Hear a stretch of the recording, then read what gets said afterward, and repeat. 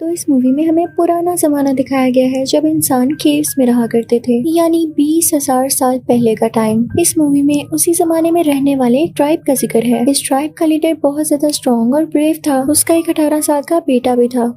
उसका नाम केडा था, लेकिन क्योंकि वो भी छोटा था तो उसमें अपने फादर की तरह पावर नहीं थी और ना ही अभी उसे ठीक से शिकार करना आता था। लेकिन उसके फादर यानी इस ट्राइब के लीडर उसे कहते थे कि एक ना एक दिन तो तुम्हें सीखना होगा, क्योंकि तुम मेरे बेटे हो और तुम्हें मेरे जैसा बनना है। पर उस लीडर की वाइफ कहती कि मेरा बेटा भी बहुत छोटा है, इसे शिकार पर मत लेके जाएं। तो लीडर उससे कहता कि नहीं, अगर तूफान आने वाला है और सर्दियों में बाहर निकलना बहुत मुश्किल होता है, हम शिकार पर जाएंगे क्योंकि हमें अगले कुछ महीनों के लिए खाना जमा करना है। तो केडा भी हमारे साथ जाएगा। अब ये सब अपनी टीम बनाकर दूसरी तरफ निकल पड़ते हैं ताकि कुछ शिकार करें। इनको काफी टाइम लग जाता है। ये नदियाँ क्रॉस करते हैं, जंगलों में से गुजरते हैं और फाइनली एक जगह पर पहुंच जाते हैं। लेकिन ये लोग देखते हैं कि इनके सामने बहुत सारे जानवर हैं जो कि जंगली भैंसे थे। अब इस ट्राइब का लीडर इन सबको ऑर्डर देता है कि हमें बचना होगा, तो अपने अपने नेज़े इन जंगली भैंसों की तरफ फेंक दो। दूसरी तरफ जब उन जंगली भैंसों को पता चलता है कि ये लोग हम पर अटैक करने वाले हैं, तो वो भी इनकी तरफ भागने लगते हैं। वो इतने गुस्से वाले थे कि वो इन इंसानों को मार ही डालते। लेकिन जैसे ये ट्राइब वाले इनकी तरफ नेज़े फेंकते हैं तो ये सारे डर के भागने लगते हैं। हालांकि ट्राइब वालों ने इनको मारने के लिए नेज़े नहीं फेंके थे, उन्होंने तो सिर्फ इन जानवरों को डराया था कि ये भाग जाएं। लेकिन उनको क्या पता था कि आगे खाई थी। वो जंगली भैंसे इतनी तेजी से दूसरी तरफ भागे कि वो खाई में गिरने लगते हैं। देखते ही देखते उन भैंसों का सारा झुंड खाई में गिर जाता है। लेकिन सबसे आखिर पे इन जानवरों का लीडर होता है जो कि बहुत बड़ा था। वो जंगली भैंसा काफी गुस्से में था। वो तो जंगली भैंसा उसी की तरफ बढ़ने लगता है। वो केडा को काफी जख्मी कर चुका था। अब उस जंगली भैंसे ने केडा को अपने सींगों पर ही उठा लिया था ताकि उसे भी वो खाई में फेंक सके और अपना बदला ले सके। लेकिन लीडर फौरन से अपना नेज़ा उठाता है और उस जंगली भैंसे की तरफ फेंक देता है। नेज़ा तो उस भैंसे को लग जाता है, लेकिन अब देर हो चुकी थी।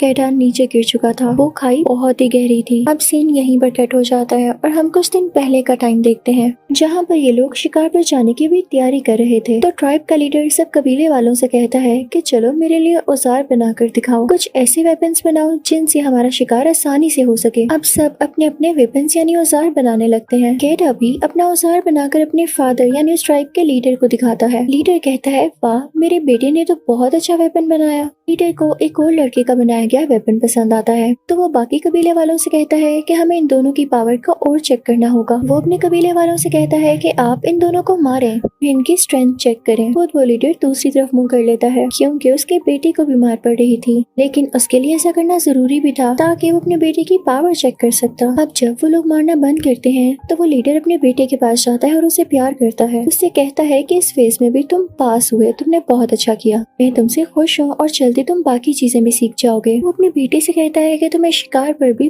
बहुत अच्छा परफॉर्म करना है। अब रात हो जाती है। लीडर अपनी बीवी के साथ होता है यानी केडा की माँ के साथ। तो वो उनसे कहती है कि आप एक बार फिर सोच लें, केडा अभी बच्चा है। आप भी जानते हैं कि शिकार के दौरान कितनी प्रॉब्लम्स आती हैं। तो लीडर कहते हैं अगर वो प्रॉब्लम्स नहीं फेस करेगा तो निखरेगा कैसे, यानी उसमें हिम्मत और पावर कैसे आएगी। हम पे मुश्किलें इसीलिए आती हैं ताकि हम उन्हें ओवरकम करना सीखें और हमारे लिए फिर सब कुछ आसान हो जाए। और वैसे भी तुम्हें घबराने की कोई जरूरत नहीं, वो हमारा बेटा है तो वो हम जैसा बहादुर ही बनेगा।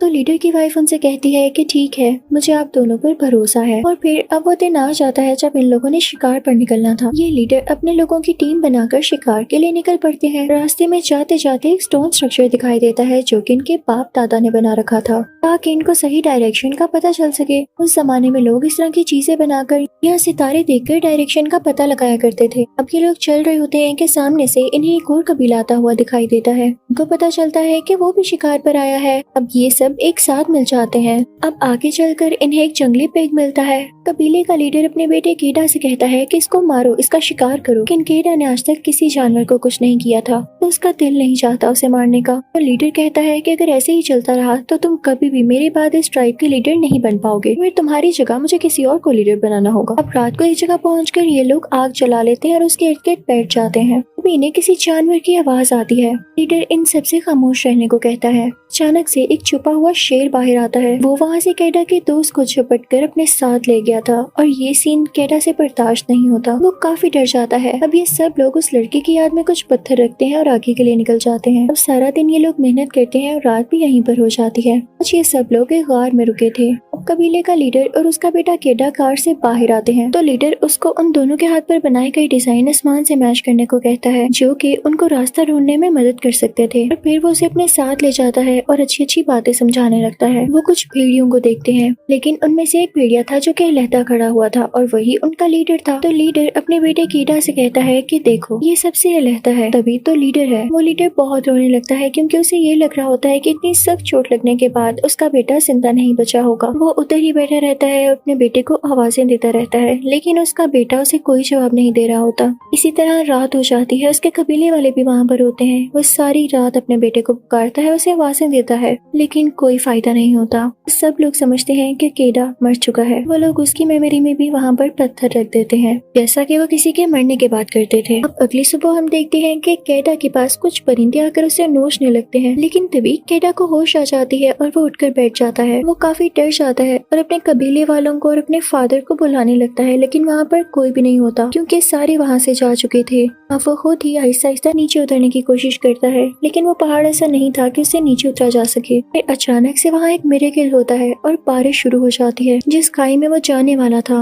वो खाई पानी से भर जाती है। कैडा को स्विमिंग आती थी तो वो उस पानी में जंप लगा देता है और स्विम करके किनारे पर आ जाता है। इस दौरान वो बेहोश हो चुका था और वो बहता बहता ही यहाँ पहुँच गया था। जब उसे होश आता है तो वो काफी जख्मी होता है। वो अपने पाँव को पास पड़ी लकड़ी और पत्थरों से ठीक करता है और फिर चलने की कोशिश करता है। वो अब ऊपर पहुंच चुका था, यानी उसी जगह जहाँ से वो गिरा था। वो देखता है कि उसके कबीले वालों ने उसे मरा हुआ समझकर वहाँ पर वैसे ही पत्थर रख दिए हैं। तो वो काफी टूट जाता है कि ऐसे कैसे इन लोगों ने मुझे मरा हुआ समझ लिया। वो चिल्ला रहा होता है और इसी की आवाज सुन के वहाँ पे कुछ भेड़िया आ जाते हैं। वो इसकी तरफ बढ़ने वाले होते हैं कि तभी ये भागता भागता एक दरख्त की तरफ पहुंच जाता है। कैडा उस दरख्त पे चढ़ जाता है। अब भेड़ियों के डर से वो उस दरख्त से नीचे नहीं उतरता। सारी रात वो उसी दरख्त पर लेटा रहता है। फिर सुबह हो जाती है और उसे प्यास लगने लगती है। वो दरख्त से नीचे उतरता है और पानी भरता है, लेकिन तभी वो भेड़िया उसका पीछा करने लगते हैं। वो भाग कर दरख्त पर दोबारा चढ़ने लगता है, लेकिन वो भेड़िया उसे पकड़ लेते हैं। उनमें से एक भेड़िया उसके पाँव पर काट लेता है तो कैडा उसे मारता है। जो उसके पास वेपन था उसे जख्मी कर देता है। अब वो भेड़िया वहाँ पर गिर जाता है तो इतनी देर में कैडा दरख्त पर चढ़ जाता है और बाकी भेड़िया नीचे ही खड़े होते हैं उसके इंतजार में। लेकिन इसी तरह रात हो जाती है। लेकिन जब कैडा नीचे नहीं आता तो सारे भेड़िए वहाँ से चले जाते हैं, लेकिन जख्मी भेड़िया अभी तक वहीं पर था। पहले तो उसको लगता है कि ये भी मर गया है, लेकिन वो दर्द से चिल्ला रहा होता है। कैडा जब उसको देखता है तो वो कहता है कि चलो इसकी दर्द खत्म करने के लिए मैं इसे मार ही देता हूँ। वैसे भी अगर ये जिंदा रहा तो ये मुझे मार देगा। वो उसे मारने के लिए नीचे उतरता है, लेकिन उसकी मासूम शक्ल देखता है। होते तो भेड़िए बहुत खतरनाक है, लेकिन यहाँ पर ये काफी इनोसेंट लग रहा होता है। दोनों एक दूसरे की आंखों में देखते हैं। तो पता नहीं कैडा को क्या फील होता है और वो इसे नहीं मारता। वो इस भेड़िया का मुंह बंद कर देता है ताकि वो इसे काटे ना, और उसे उठा के आगे चल पड़ता है। वो उस भेड़िए के साथ एक गार में आ जाता है और दोनों वहीं पर सो जाते हैं। जब अगली सुबह कैडा की आंख खुलती है तो वो देखता है कि भेड़िया आराम से बैठा हुआ है, यानी वो कैडा पर अटैक नहीं कर रहा। जब उस गार में रोशनी फैलती है तो कैडा देखता है कि ये तो वही गार है जहाँ पे ये लोग आकर बैठा करते थे। वो बाहर जाता है, कुछ हर्ब्स लेता है और उनका मिक्सचर बना के अपने जख्म पर लगाने लगता है। कैडा की नजर उस भेड़िए पर पड़ती है। उस भेड़िए को काफी प्यास लगी हुई थी तो अपने मुंह की रस्सी खुद ही खोल देता है। पहले तो वो कैडा पर गुर्राने लगता है, लेकिन जब कैडा उसे पानी देता है तो वो पानी पीने लगता है। कैडा पर बिल्कुल भी अटैक नहीं करता। कैडा को भी उस पर तरस आने लगता है। जो हर्ब का मिक्सचर उसने अपने जख्म पर लगाने के लिए बनाया था वो उस भेड़िए के जख्म पर भी लगाता है और भेड़िया भी मजे से लगवा रहा होता है, यानी अब इनमें दोस्ती शुरू हो गई थी। अब इन दोनों को भूख लगने लगी थी तो कैडा बाहर जाता है और एक जंगली रैबिट को पकड़कर उसका गोश्त खुद भी खाता है और भेड़िया को भी देता है। फिर ये दिन भी गुजर जाता है और अगला नया दिन आ जाता है। कैडा उस भेड़िए के साथ उस गार से निकलता है तो वो भेड़िया को फोर्स करता है कि जाओ तुम अपने ग्रुप के साथ वापस जाओ, लेकिन वो भेड़िया तो वहाँ से हिल भी नहीं रहा होता क्योंकि उसे कैडा अच्छा लगने लगा था। तो कैडा खुद ही उसे वहाँ पर अकेला छोड़ के आगे बढ़ने लगता है और चलते चलते उसे शाम हो जाती है, लेकिन उसे काफी देर से ऐसे लग रहा था जैसे कोई उसका पीछा कर रहा है। और जब वो पीछे मुड़ के देखता है तो ये भेड़िया होता है। वो भेड़िया छुप छुप के उसके पीछे आ रहा था। कैडा भेड़िया से कहता है कि ना करो मेरा पीछा। वो उसे डराने के लिए उसकी तरफ लकड़ी भी फेंकता है, लेकिन वो भेड़िया बिल्कुल बिल्कुल डॉगीज की तरह उस लकड़ी से खेलने लग जाता है। जब वो भेड़िया वहाँ से किसी तरह भी नहीं जाता तो कैडा उसे अपने साथ ही ले लेता है। अब वो आगे बढ़ने लगते हैं। चलते चलते उन्हें एक वाइल्ड पिग नजर आता है। भेड़िया उसका शिकार करने के लिए उसको टैकल करता है, लेकिन कैडा डर जाता है तो वो लोग उसका शिकार नहीं कर पाते। फिर से वो लोग चलते रहते हैं। क्योंकि इन्होंने अपना शिकार मिस कर दिया था तो आज इन्होंने कुछ भी नहीं खाया था और बेचारे भूखे ही सो जाते हैं। अब सुबह हो जाती है और फाइनली वो भेड़िया कैडा को भी शिकार करना सिखा देता है। ये दोनों खाने के लिए किसी चीज का अरेंज कर ही लेते हैं। इसी तरह से इनकी दोस्ती बढ़ती जाती है और दोनों एक साथ रहते थे। अगले दिन भी भेड़िया मछलियां पकड़ कर देता है कैडा को। कैडा उस भेड़िया से कहता है कि तुम तो बहुत अच्छे हो, मैं तुम्हारा नाम एल्फा रखता हूँ। अब हम देखते हैं कि कैडा को वहाँ से निकले हुए काफी दिन हो जाते हैं और मौसम भी चेंज होने लगता है। काफी सर्दी आ चुकी थी और स्नो फॉलिंग भी होती रहती थी। हर तरफ बर्फ ही बर्फ हो जाती है। अब हम ये भी फील करते हैं कि कैडा अब डरता नहीं था। वो खुद भी शिकार कर लिया करता था क्योंकि ये सब उसे भेड़िया ने सिखा दिया था। अब रात को कैडा और वो भेड़िया यानी अल्फा मिलकर खाना खा रहे होते हैं, लेकिन तभी वहाँ पर एक और भेड़िया आता है जो कि कुर्रा रहा होता है। कैडा क्योंकि अब डरता नहीं था तो अपना नीसा उठाता है और उसका सामना करने जाता है, लेकिन तभी फील करता है कि ये अल्फा का ही कोई साथी है। वो अपने खोए हुए साथी यानी इस भेड़िए अल्फा को अपने साथ लेने आया था। अल्फा जब उसके साथ जाने लगता है तो वो पीछे मुड़कर कैडा की तरफ देखता है, जैसे उसे शुक्रिया कह रहा हो। उसकी आंखों से ऐसा लग रहा था जैसे उसका भी जाने का दिल नहीं है, लेकिन कैडा उससे कहता है कि तुम्हें जाना होगा। कैडा समझ सकता था कि अपनी फैमिली से दूर रहने का गम और दुख कितना ज्यादा होता है, तो वो अल्फा को भी उसकी फैमिली के पास भेज देता है। लेकिन जैसे ही अगला दिन होता है तो कैडा अपने दोस्त अल्फा को बहुत मिस करने लगता है, क्योंकि वो इतने दिन उसी के साथ तो रहा और उसी ने उसको शिकार करना सिखाया।